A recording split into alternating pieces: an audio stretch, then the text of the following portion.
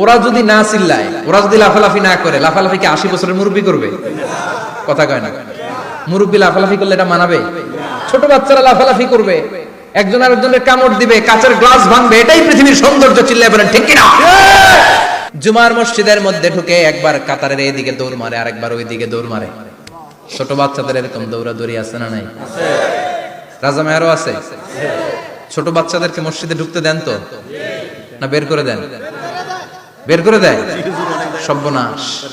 বাচ্চাদেরকে মসজিদ থেকে বের করবেন না, কখনোই বের করবেন না। তুরস্কের বিভিন্ন মসজিদে বড় বড় ফেস্টুন দিয়ে লেখা থাকে, তারাবির নামাজে, জামাতের নামাজে মুরব্বীরা যখন সামনে নামাজ পড়বে, পিছন থেকে যদি ছোট বাচ্চাদের চিল্লা চিল্লি আর কিচির মিচির শব্দ শুনতে না পাওয়া যায়, তাহলে ভবিষ্যৎ প্রজন্ম নিয়ে আপনারা চিন্তিত থাকুন। পিছনে যদি বাচ্চাদের হই হুল্লোড় না থাকে, চিল্লাফাল্লা না থাকে, তার মানে নেক্সট জেনারেশন এগুলো মুসল্লি হবে না, এগুলো হবে ডাকাত।